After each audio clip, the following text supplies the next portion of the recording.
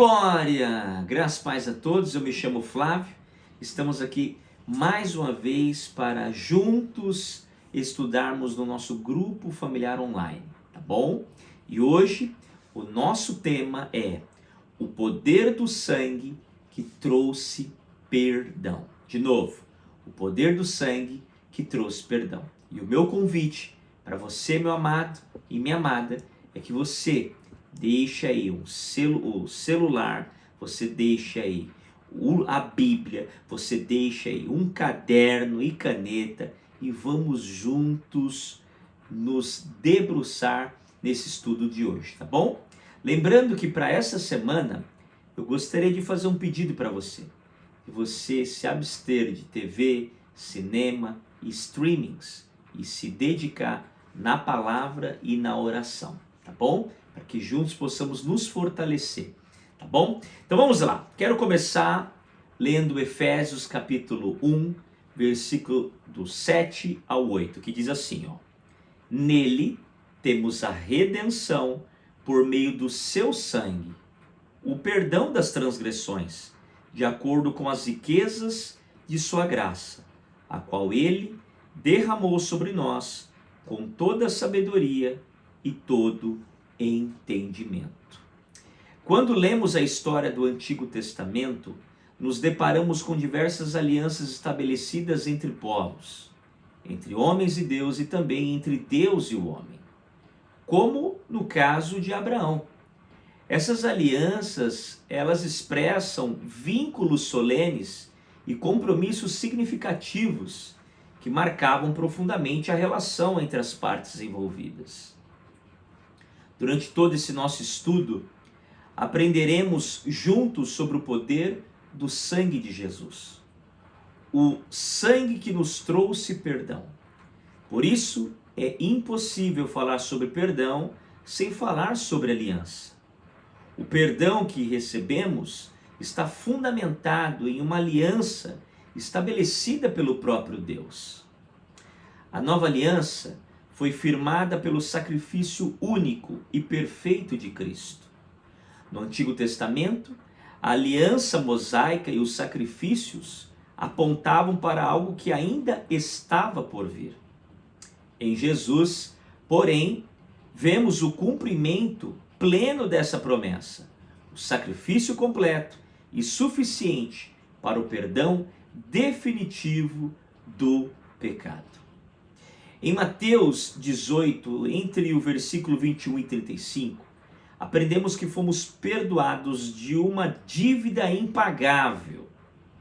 À luz dessa verdade, vamos refletir hoje sobre como o perdão que recebemos de Jesus transforma a nossa maneira de viver e impacta os nossos relacionamentos no dia a dia, ok? Então, vamos começar. Anote aí, o poder do sangue em Jesus, um perdão completo e eterno para você. Primeiro, reconhecer que é devedor integral da graça. Você precisa entender isso. Reconhecer que é devedor integral da graça. Mateus 18, 27 diz: O Senhor daquele servo teve compaixão dele, cancelou a dívida e o deixou ir. Em Mateus 18, somos apresentados ao ensinamento profundo sobre o perdão, ministrado pelo próprio Jesus. E nessa parábola encontramos a história de um servo que recebeu do rei o perdão de uma dívida que jamais teria condições de pagar. No entanto, logo depois de ser perdoado, ele se deparou com alguém que lhe devia uma quantia muito menor. Em vez de agir com a mesma misericórdia que havia recebido, sabe o que ele fez? Exigiu o pagamento e não demonstrou compaixão. Essa atitude trouxe sérias consequências para ele. Assim como esse servo, nós também tínhamos uma dívida com Deus que jamais poderíamos quitar. Ainda assim, fomos perdoados. O perdão que recebemos não nasceu da nossa capacidade de pagar, mas da compaixão e da graça de Deus. Então, família, reconhecer que somos totalmente dependentes dessa graça nos conduz a um lugar de humildade, confiança, sujeição ao Pai e compaixão para com os que estão ao nosso redor. Eu realmente reconheço que minha salvação é totalmente fruto da graça? Tem que ser perguntado isso aí. Minha vida, ela demonstra gratidão por essa dívida cancelada? Reflita sobre essas duas perguntas, tá bom? Segundo, viver em humildade e dependência pela redenção recebida. Isso é para mim e para você. Viver em humildade e dependência pela redenção recebida. Mateus 18, 26, o servo prostrou-se diante dele e implorou: tem paciência comigo e tudo te pagarei. Aqueles que foram perdoados e reconhecem que jamais poderiam quitar essa dívida por si mesmos, compreendem que Deus é um Pai bondoso e que a graça que Ele nos oferece vai muito além do que merecíamos. Esse entendimento nos envolve em humildade e nos conduz a uma vida de dependência. Não há espaço para orgulho quando entendemos que estamos mortos em nossos pecados e que nada poderíamos fazer para mudar essa condição. Somente o sangue de Cristo poderia nos trazer vida abundante.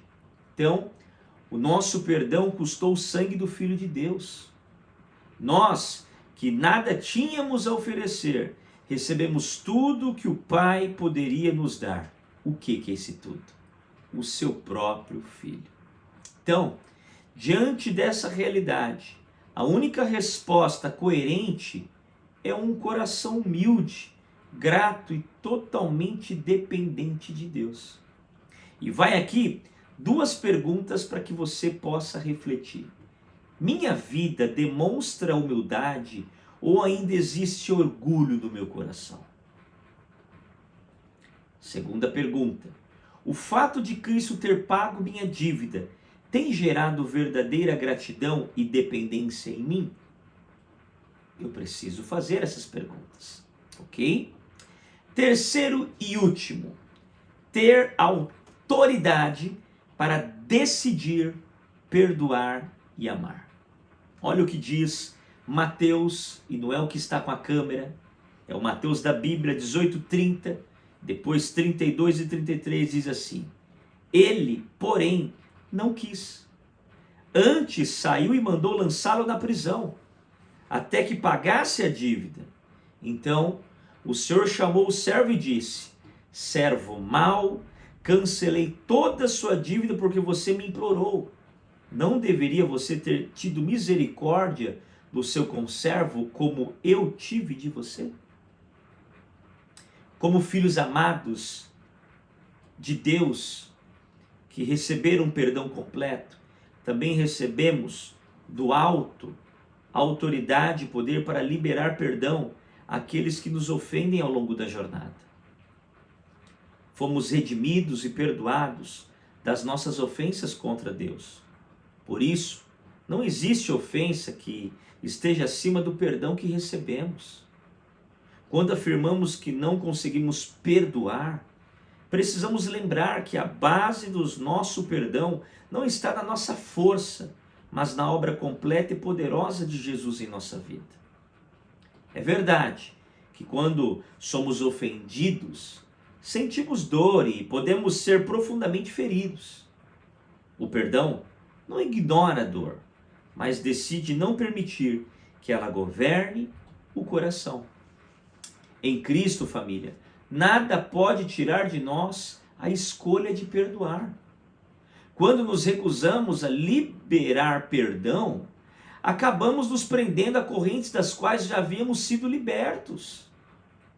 Perdoados não significa negar a gravidade da ofensa, nem eliminar a necessidade de limites ou justiça, mas significa não vivermos presos ao que nos machucou.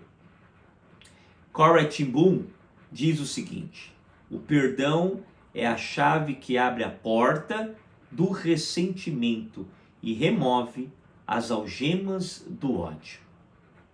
Existe alguém que precisa decidir perdoar hoje? Tenho usado a autoridade espiritual que recebi para amar e liberar graça?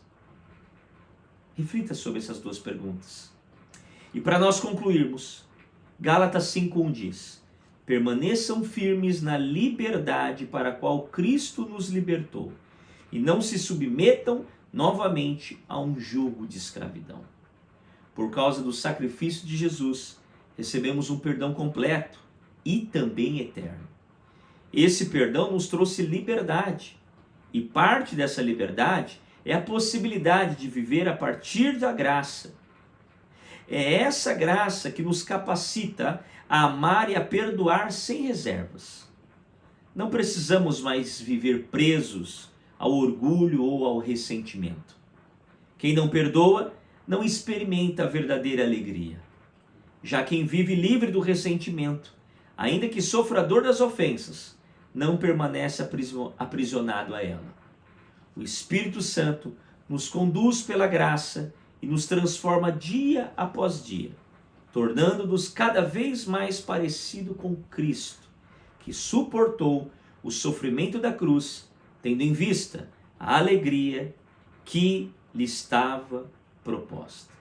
Ele foi fiel até o fim por pessoas que não mereciam perdão.